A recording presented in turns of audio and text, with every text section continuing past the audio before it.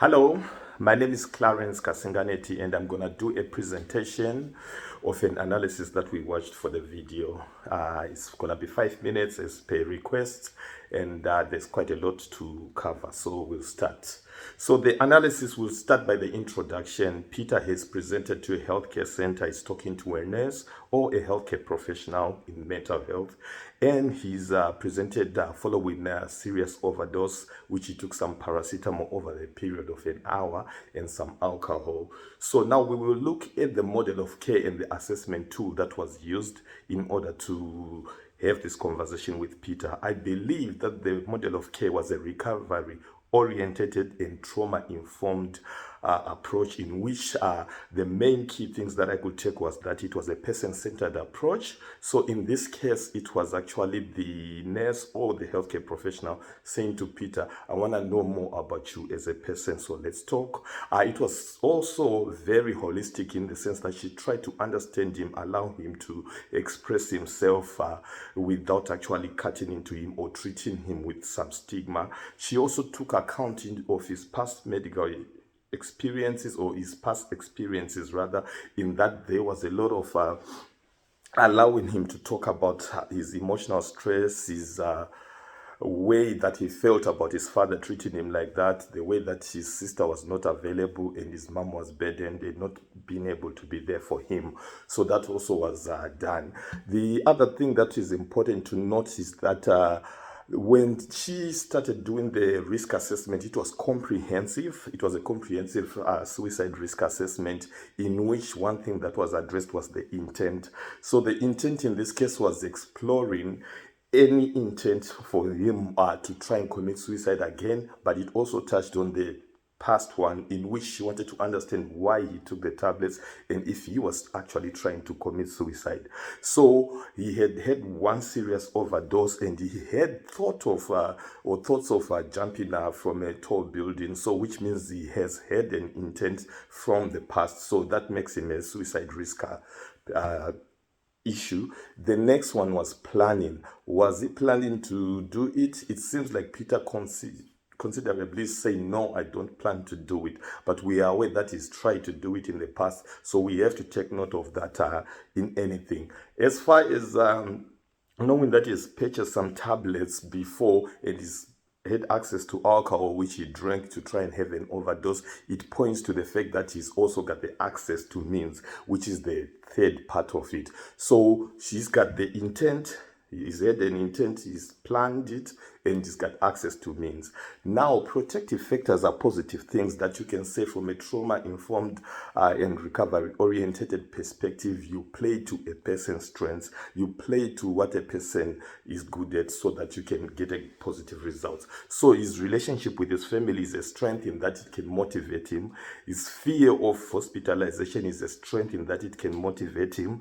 His understanding that alcohol affects him is also a positive in that it can give what we call insight. So he's got insight into his problems. So the examples of person-centered care that are given there is that she already said, I want to know you as a person. She was very respectful in her speech. She was very patient, allowing him to express himself, which actually empowers and makes him feel comfortable, which is very, very person-centered.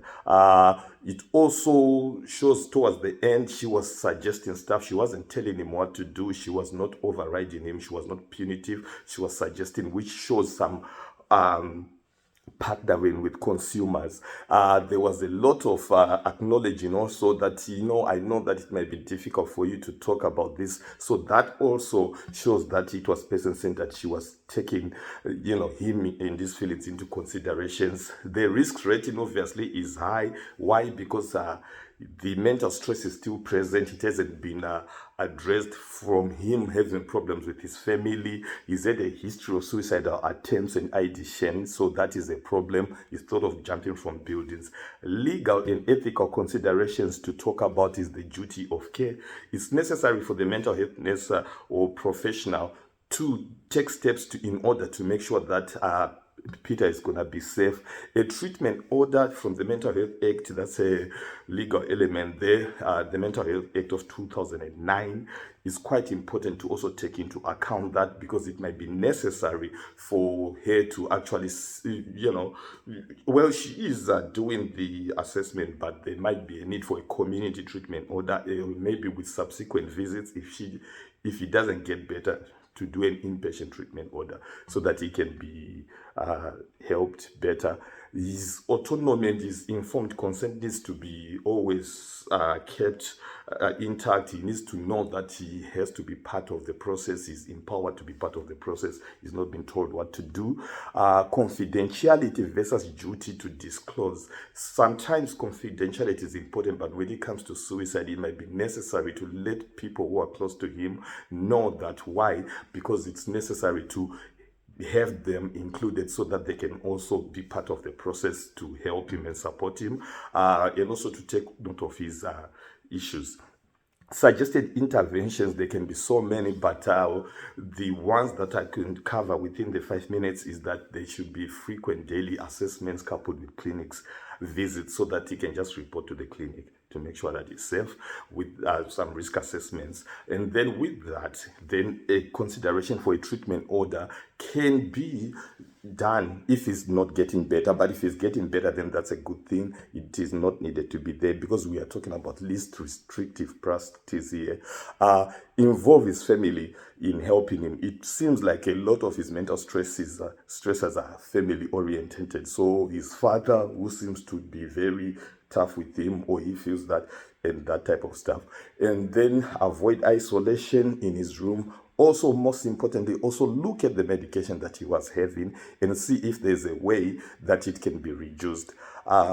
Peer worker involvement, consumer support, community support groups also are important in this case. They can be used to help him too. And then also have a crisis plan and an emergency plan. If he should feel like he's too much, he should know who to call, where to go. And then psychotherapy like DBT or CBT, which is proven to work. The references are at the bottom of the slide, which I will also upload, but it's mainly the Australian Commission on Safety and Quality in Healthcare, the Mental Health Act, and the Australian Health Ministers Advisory Council. Thank you.